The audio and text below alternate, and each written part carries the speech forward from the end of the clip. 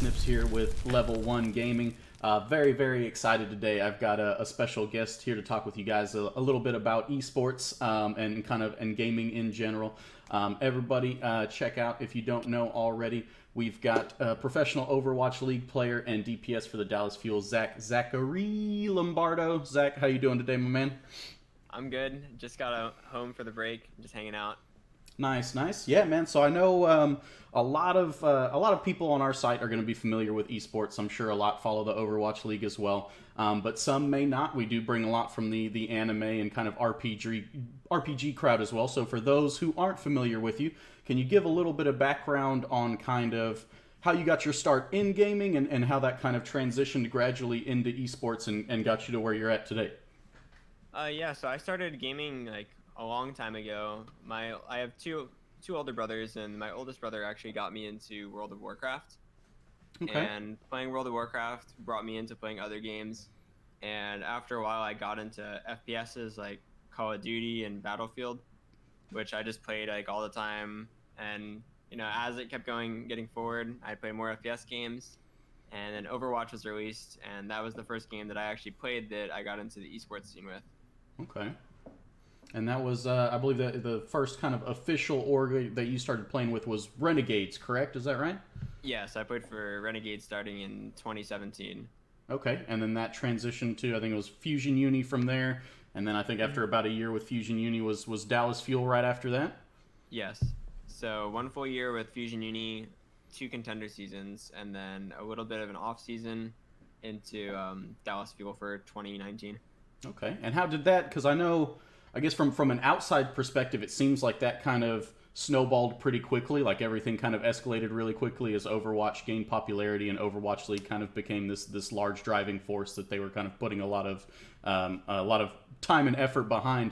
Did it seem like that to you? Was it kind of wild and crazy going along, or to you was it just kind of I play my game, I'm wrecking kids all day, and I just keep moving up the ladder as it goes?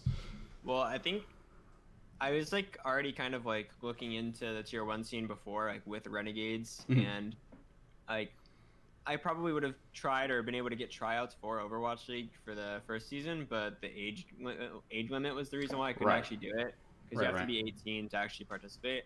So I felt like I was pretty prepared and like ready to be able to actually compete in Overwatch League. I just couldn't really do it until then. Right.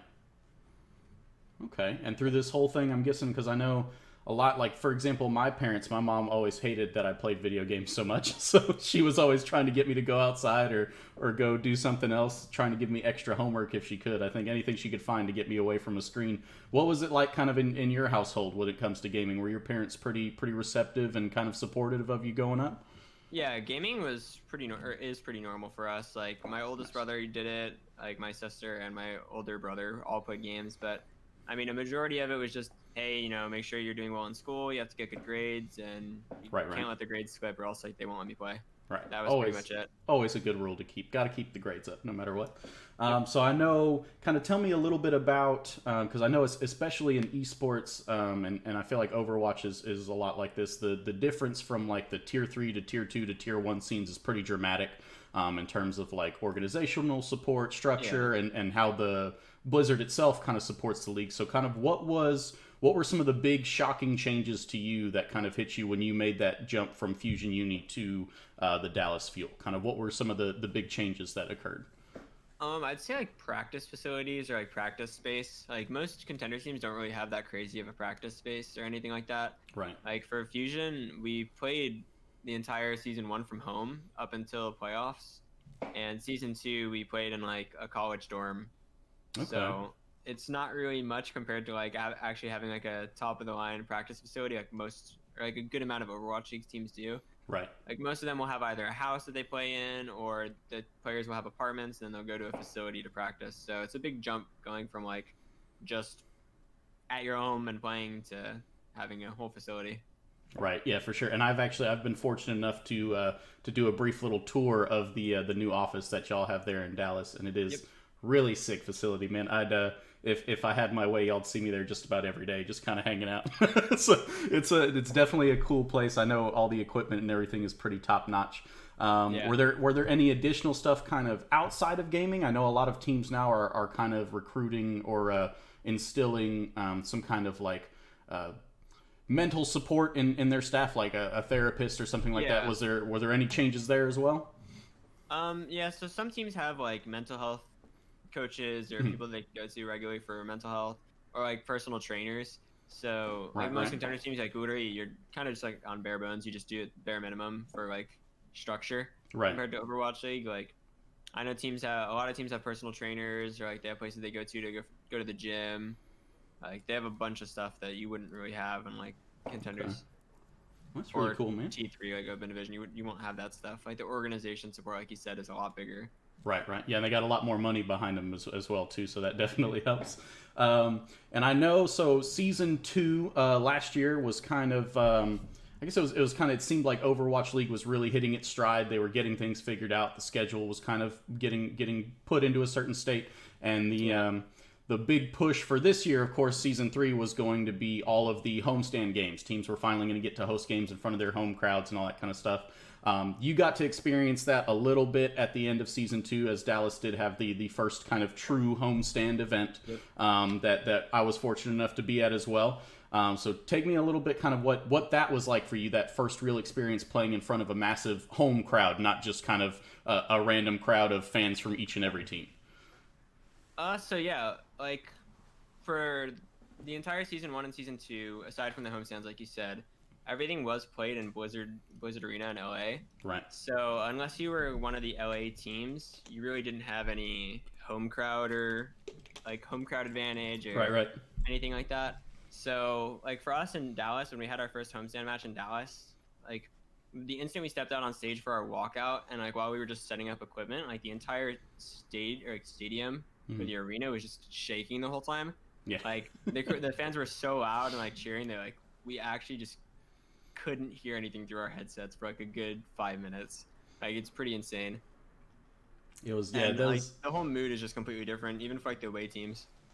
Yeah, I noticed. Yeah, it was because it's not only is it's like it's different for the home team to get that kind of like, holy crap, everybody's cheering for me all of a sudden, and the opposing teams get that dramatic flip of, holy crap, everybody doesn't like me all of a sudden. Yeah. And it never, I will say, I was glad there was never real like any animosity or violence or anything like that. Just good natured kind of, you're not my team, down with you, cheering my team kind of thing. Yeah, so there's nothing bad, just like booing. So I will say it cracked me up. I was sitting kind of up near the back in dead center because I prefer to just kind of have that nice central view.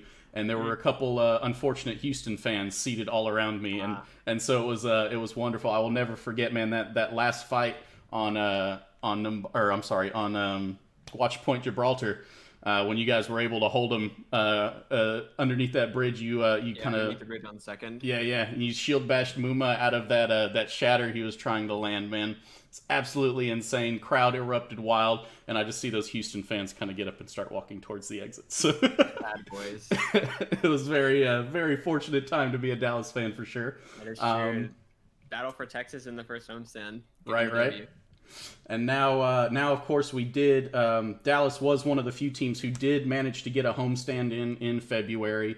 At Esports Stadium Arlington, which was a lot of fun as well. Not quite as successful for us results-wise as we would have liked it, of course, but those things happen sometimes.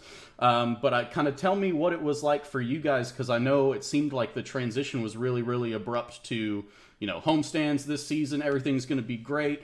I bought tickets ahead of time for every homestand that was coming up, and then it seemed like in a week or two, because of the whole COVID-19 business, that escalated so quickly that everything got shut down. Blizzard canceled all the homestand events, and then we just kind of had to sit there and be like, well, where do we go now? So what was that like from a player's perspective, kind of within the team? So like everybody was kind of prepared. Like we knew our entire travel schedule and what was going to happen. Mm-hmm. But like you said, like most teams really only got to play one homestand, and I think homestands kind of felt a little bit rushed. So like the formatting wasn't perfect. Yeah. Like the practice facility or like the practice area for teams wasn't great. So like some homestands like did the minimum where there was only like 8 practice PCs. Mm-hmm. So if you had like a full roster and you actually use like 9 or 10 players, then like your players that get subbed in on different maps would kind of just be sitting there and not able to do anything because no chance for them to kind of warm up or practice. So it was a bit rough on that end. So yeah, like warming up and stuff is hard, or utilizing full rosters was a bit rough. But like the idea of the homestands in themselves were pretty good, Okay. and I think everybody's prepared for them. But yeah, it sucks that like coronavirus kind of stopped us from being able to do it. So the Yeah. whole schedule got changed, and now everybody's playing online matches against different teams than we were supposed to be playing. Right, right. And I know for those that aren't familiar, can you go into detail a little bit what the significance of playing online versus playing on LAN is? Because for people like me and you, we know there's a big dramatic difference there, but others not familiar with esports or competitive Yeah. side of gaming may not have as much insight there. So like LAN environment, everything that you're doing in game registers extremely fast, and it's like there's no lag or anything. So it's like a pretty much a level, even playing field. And it's a lot different than playing at home, right? So like, Right. when you're playing at home, it's just you. It's what you always do every day. When you're playing at LAN, you're like on stage in front of all the crowds, and you have like a lot of pressure on you. So there's like, how do I say it? Like there's like a not a stereotype, like a type of like noticed thing in esports. Like there's some players that'll play a lot better online Right. than in LAN because they won't be able to like be composed under pressure. So like it's Right. a different environment that you have to adjust to. But a lot of people, if they take it the right way, it ends up being like really good for them, and they'll like get super hyped and perform really well when they're on LAN. Right, right. Yeah, it's yeah. People who haven't experienced that, sometimes it can be difficult for them to try and grasp that difference of having all those eyes on you, feeling that pressure. And when you're in game, sometimes you can kind of tune it out, you'll zone in, but the noise can get to levels, or the even like you said, the visible shaking of the stage and everything. That'll kind of remind you, like, holy crap, there's a lot riding on this, and it's not just me sweating in my room by myself at my mouse and keyboard. Sometimes people will get into the mindset that like there's so many people watching that they can't make a mistake, and then they'll play like too passive and not do anything aggressive and kind of just give up all the space on the map. Right, right. So there's a lot of like mind games that go into LAN that you have to like just control yourself and like stay calm. Right, right. But yeah, as you mentioned, you are on break right now. You guys are coming out of that mid-May tournament, which I did think was a pretty neat idea for Blizzard to do. Yeah. And if I remember right, I think they said they're planning to do more tournaments like that through the remainder of the season. I think, is that right? Yeah, I think they mentioned that they were planning on doing more. I don't know exactly when they'll be. They might not have announced that, but Right. they did mention that they were planning on doing more. Okay, awesome. Well, since you are on break from the team getting a nice little well-deserved vacation, let's put Overwatch to the side. We'll be done with Overwatch for now. There is one other game I'd like to talk to you about that's been generating a lot of hype recently. I know you've been a big fan of it. I've been a big fan of it as well. So let's talk some Valorant, man. I am super hyped for Valorant. Kind of starting out, I guess. Kind of tell me what caught your eye about Valorant initially? Because I know you've played a little bit of CS as I have way back in my day in the 1.4 and 1.6 days. What kind of caught your eye about the game at first and kind of drew you towards it? I think definitely like the Counter-Strike aspects of it, because I was a pretty big Counter-Strike fan. I played a lot of it like before Overwatch came out. I ended up quitting it like after some time because I kind of got like annoyed of cheaters and MM, and I didn't pay money for it. So many cheaters, man. It's wild. But I really like the Counter-Strike aspect and also like the abilities and stuff. So like there's a bit of uniqueness to the characters. It's not everybody has a molly, flash, and smoke, so it's a bit unique, and there's a lot of different things that can go on. So it was kind of like a nice mix of Counter-Strike and Overwatch, which were two games that I really, really, really liked. So that's what really kind of drew me into wanting to play. Yeah, and I think you hit it on the head there that the balance is really nice, because I would say, and I think you'll agree with me on this, I'd say it's predominantly probably about 90% Counter-Strike and maybe only about 10% Overwatch.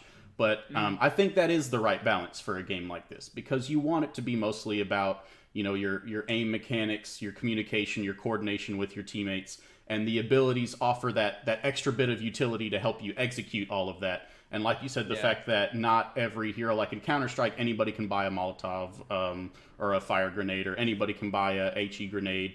But in Valorant, you do have that kind of that differentiation where each individual agent can offer a piece of that to their kit, but not everybody has that.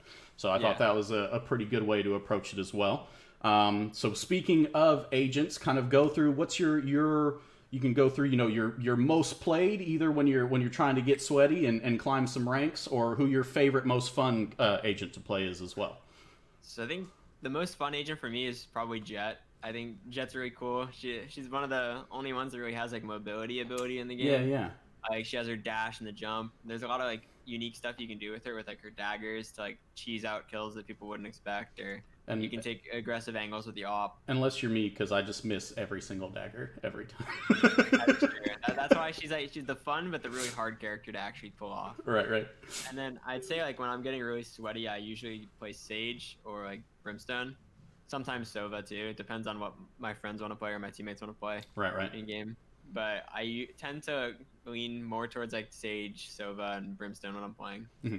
And I think we spoke about this a little bit before. I'm a basically a Sage one trick at this point myself. I need to start testing out some other heroes or agents when the game actually releases. But I gravitated towards Sage just because, especially in a game like Valorant, being overly aggressive can be a very, very bad thing. Getting yourself picked off early, putting your team in a man-down advantage or disadvantage that quickly is very terrible. And so when I tried to play heroes like Jett or Phoenix, some of the more kind of battlers, more engager type characters, I would just feed way too aggressively and be terrible. So I gravitated towards Sage because her kit was really designed around, well, I'm not going to help you be aggressive. I'm not going to help you make inroads anywhere. I'm going to help you kind of lock something down and control an area. Mm-hmm. And that forced me to play more passively, which, much to my teammates' surprise, was a wonderful thing for them as well. So I do like that the kind of different agents kind of lend themselves to different play styles like that myself. I thought was pretty neat. And of course, we do have 3 maps currently. 4th map coming upon release as well with a new agent, which we'll touch on in just a little bit. Kind of give me a breakdown on what you think, what you think the best map is currently, and kind of what you think in your mind are some of the ideal compositions for each map or each kind of situation that one might encounter. So I think, in my opinion, my favorite map is probably Bind, and like I like Haven a lot too. Yeah. Not really a big fan of Split. I don't think anyone likes Split. Yeah, not many people like Split. Some people don't mind it, but like Split's pretty rough because all the spots on the map you want to go to are really choked out. So like the left, like the choke at B, like is super tight. It's hard to get through. It's the same at mid and the same at A. So it's a bit rough to play that map. Not enjoyable on the offense side. Mm-hmm. But Haven and Bind have some like unique stuff that you can do. So I think those ones are really interesting. And then for team comps, I think it depends a lot on the map. But I'd say in every team comp, I'd probably want a Sage, Brimstone, and Cypher. And then you can fill in like either Breach, Sova, Raze, Phoenix, sometimes Jett. Like you can kind of fill in the 4th and 5th spots pretty fluidly. But I think like Sage, Brim, and Cypher are like super duper good. Yeah. Yeah, any so especially if I would love kind of Sova and Cypher together in terms of their ability to gather like enemy positional information, and in a game like this, that is definitely huge. If you know where they are, you know what corners you need to check, or you know what corners you don't need to check. More importantly, it can kind of help move things a lot more faster. So I think that is kind of information is king in this game for sure. But tell me, kind of going through that, what heroes what agents do you think are in the best place right now in terms of their kit and where they stand, and which ones do you think need the most amount of tweaking, either to make them more viable or to kind of tone down some of the ridiculousness that they have? Cough, Raze, cough. Yeah, I think Sage and Raze are a bit like, super duper strong. Like Sage, she's the only healer in the game. She has a res, like, and attack FPS where taking damage, like every point of damage counts and every life matters, like super, like a crazy amount. Like every life is super important, so you don't want to get picked early. Like having a res to like make up, like say one of your guys, like say you have a Phoenix and he runs in, flashes, gets a kill, and then he dies and he trades out, and you have a Sage and your Sage reses him, like you're in a 5v4, like you have a huge advantage. So I think Sage is a bit too strong. I'm not like really sure how they could make like anybody as good as her, considering she's the only healer. And Res is just like a crazy ability for an FPS game. But Raze, on the other hand, like her biggest thing is that every single one of her abilities does like crazy damage, and they're frustrating to play against. Like I love Raze. I think she's like my biggest love-hate relationship with the game. Like I love playing Raze. I love seeing Raze, and I think she's super cool. And the things you can do with your like movement, the satchel chart is cool. But yeah, she does so much damage. It's like, and it's frustrating too, especially when a game that like kind of prides itself on aim is what'll get you successful in this game. They give her nothing but AoE damage, so it's like, like that's kind of frustrating in and of itself. She does way too much damage. Like you don't even have to use your gun and you can get an ace. Right. That's how crazy she is. Yeah, I think I want to say I've seen a clip before where somebody got an ace with just one grenade. Like they were all gonna rush one. Like I think it was coming like a long down one Probably of the A on maps. Split or something. Yeah, I think it might have been a long on split, and just just testing it out. The Rays go ahead and throws a grenade right over there, right at the start of the map, and bloop, bloop, bloop, everybody dies, instant ace. And I was like, that's just that. I feel like that shouldn't be allowed. Yeah, I think like Rays, they should get rid of the cluster bombs that come out of her nade after the first throw. Like it should be like an HE nade from Counter Strike, where like you throw it, it pops, it does its damage. Right. You take the chip damage. You don't expect to instantly kill someone with your nade unless you've already chipped them. But with Right. Rays, like you can do like 200 damage with your nade on one person. It's pretty insane. absurd. Yeah, and on multiple people, of course, which makes it even Yeah. worse. All right, and then so I know kind of exciting thing that came out yesterday. I think it was yesterday or Friday. Now I'm kind of losing track of time. But Reyna, the new agent, was announced. Seems like she's got a pretty interesting kit. I don't know if they've released a secondary video that kind of went into more detail as what her abilities are. But from the reveal trailer, it seems like she has some kind of life steal or ult point steal, some kind of like frenzy mode. It seems like that she can kind of activate after a kill or something like that, and then some kind of stunner flash giant floating eyeball thing. So tell me kind of what you thought about the initial reveal and what excites you or doesn't excite you about how her kit looks. She looks like a super heavy, like self-sufficient character because it looked like she had like self-heal. She has a flashbang. She has a self-combat stim. She looks like the type of character that just wants to fight on her own like all the time and just take duels. So I think she's probably going to be another duelist, and I'm really not too sure about her kit because I don't know the exact like specifics on what happens with her abilities. So I kind of want to see more when the game comes out on the 2nd. But I think that a lot of people will be fighting over her, and she's going to be like that cool new character to duel with, like Jet was in the beginning, where everybody's like, "Oh, I'm going to insta-lock Jet." Right. I think everybody's going to insta-lock Reyna and try and just fight people over and over again, not her. Hey, I mean, if she ends up replacing Raze as like the most common picked character that I have to go up against, I think I may be okay with it at least. We'll see how that goes. Yeah, I think she'd probably be less frustrating to play against than Raze, unless her flashbang is like super crazy. Right. Yeah. That's of course it'll all remain to be seen. And I know we don't really have any details on it. I think you and I touched on this yesterday. It looks like they did reveal, or they may have kind of sneakily revealed some details of what the new map is going to look like in Reyna's reveal trailer. So we'll be kind of have to wait with bated breath to see when we get more information on that. And then I I read on the Valorant website as well in one of the articles when they were talking about kind of the end of the closed beta and when launch was going to be. They did mention that they are working on an alternate game mode as well.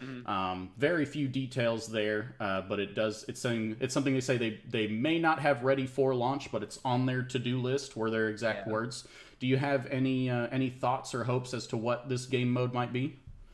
I'm pretty sure it's not deathmatch, but I'm hoping that in the future they do add a deathmatch mode, because deathmatch is like a really good thing in Counter-Strike. Okay. Like there's a lot of custom servers. Like I know Tarek has a custom server. There's some called like warm-up server, and like DM and Counter-Strike's really good for warming up and getting ready to like actually queue up. So I hope they do add a deathmatch mode.